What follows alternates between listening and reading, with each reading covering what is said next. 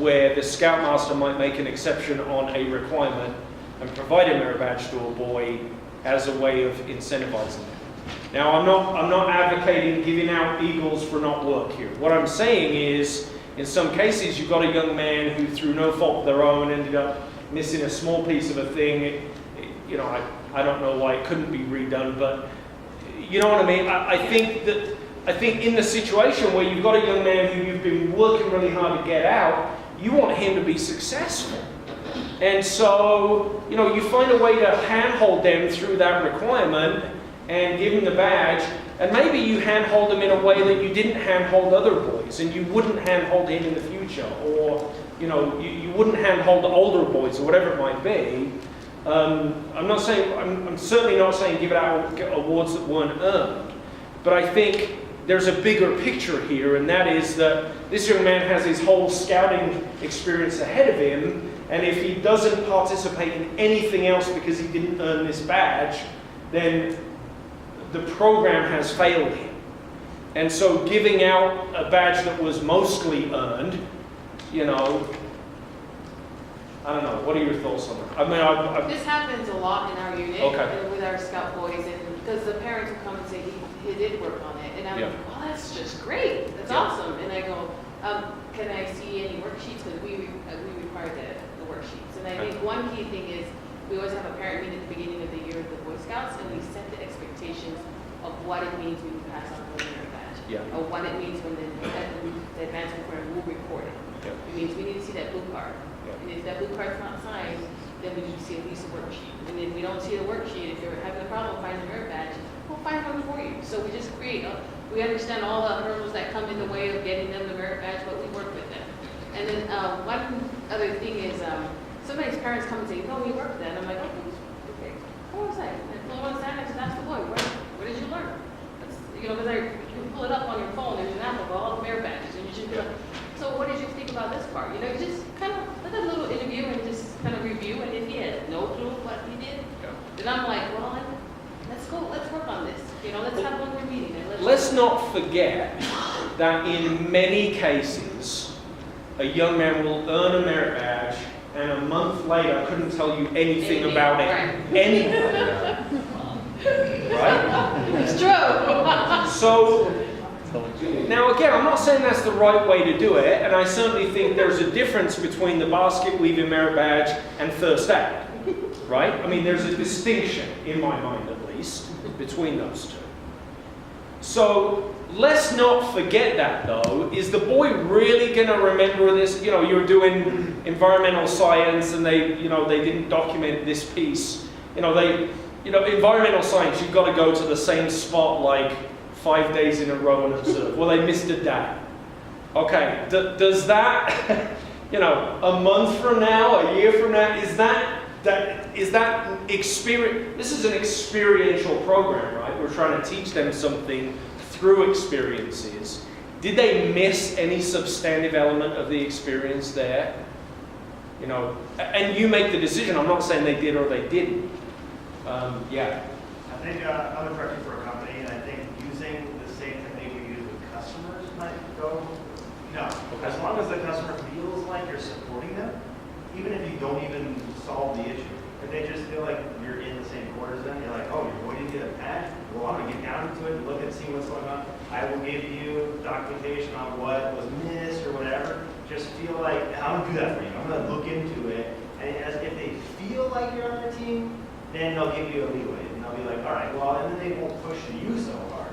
They'll know that you're on their team battling the system, And so I found a lot of times you might be able to use that. Now, let me come back to this idea of the conflict between the parent and the scoutmaster or the scout leader.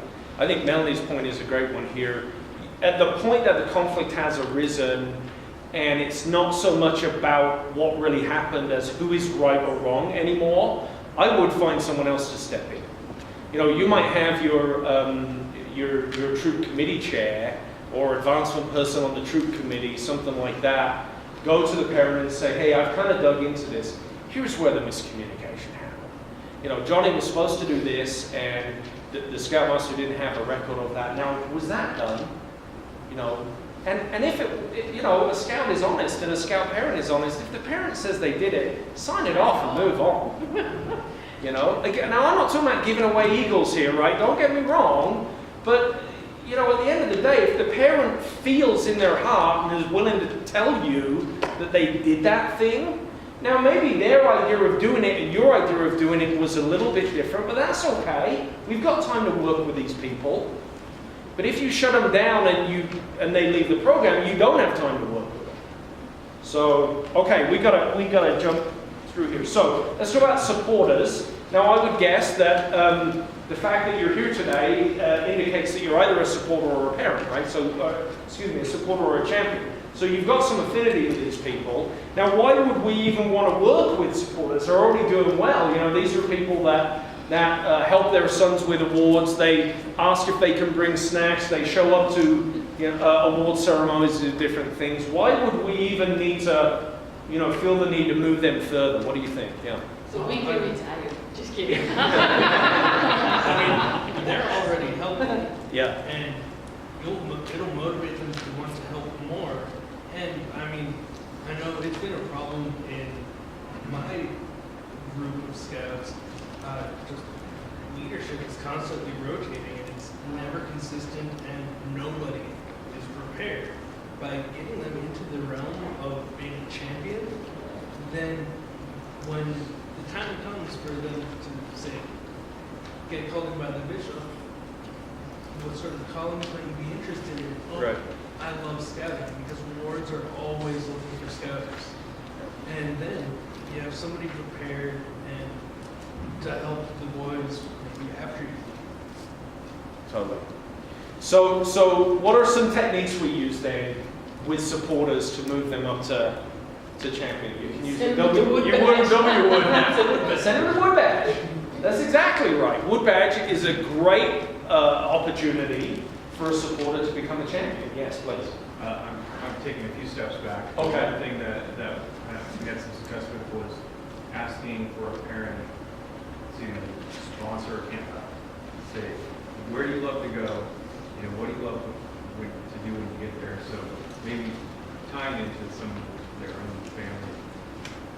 So this might be more of a neutral that was into camping. But no, usually I found that there was limited response from people who were on the neutral side of things. But if you had a supporter, support a parent, you could say, hey, would you sponsor camp out for May or whatever like that? And we're like to do things, but it kind of gives them a pretty level of involvement. Yeah. It allows them to personalize themselves. Yeah. Totally. What else? What would other be? What's your name, sir? So we Matt. can see Oh. your other class. Matt Greenfield is my name. Yes. You can't read that. So what else might we do? Yes. So this is probably the most important part actually is supporter, because you need to be consistent with them or they'll fall right back into neutral. Whether that's consistency with, say you're using social media and you're showing them pictures of what the boys are doing every day at their activities or their camp outs. You have to be consistent or you will lose them quickly. So if you're not moving up, you're moving down in the scale. No one ever stays still. That's probably fair. I think the cool thing about supporters is they're so versatile. Like you'll have people that want to do the same thing every single time. You'll have someone who do something different every single time. Yeah. And it's just kind of that same like personal contact you have with them. You have to feel them out and say, hey, you're good at this, can you help out? And if they feel like they're being utilized and they go along with the program with you, then they're going to be like, hey, this is really fun. And their desire is going to get stronger and they're going to eventually they're already self-motivating themselves. Yeah. And their confidence will grow. It'll rub off on everyone around them, and your supporter group will get bigger and bigger, and they become a bigger pool of people to jump into and say, hey, and they're going to eventually be like, I could do this too. They're not so intimidated by the big picture. They understand, oh, my little role is important to help me do this. This is your resource pool, Right. right? This is when you want to go and do something extra and you need help. This is who you're going to go to. Yeah. I had a fascination with ants even when I was a little toddler, but seeing supporters are the same way. If you ever watched ants, if they're kind of full of grasshopper or whatever, there's usually 10, 15, 20 ants on that one grasshopper. The one will start grabbing, all of a sudden 15 more will grab right onto it, and Okay. off they go. So it's So sort get of them the same together, way as we can put it as they work together, Yeah. they mutually reinforce each other's support. Yep. Yeah, I think it's important to be patient too. okay.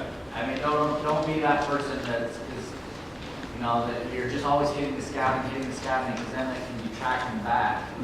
But just keep explaining, keep them involved, but be patient with them. The supporter to me is really where a deep understanding of the why becomes beneficial.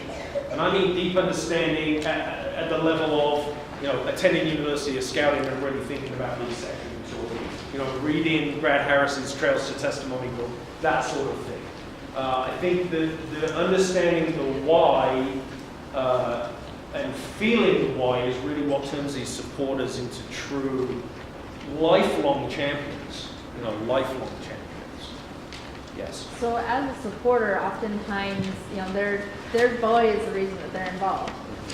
Well, there are supporters that don't have boys involved, and that's because somebody gave them the time of day. So if you have a parent that says, so isn't there like normally scout camp coming up right now? Yes, there is. Would you like to help us get ready?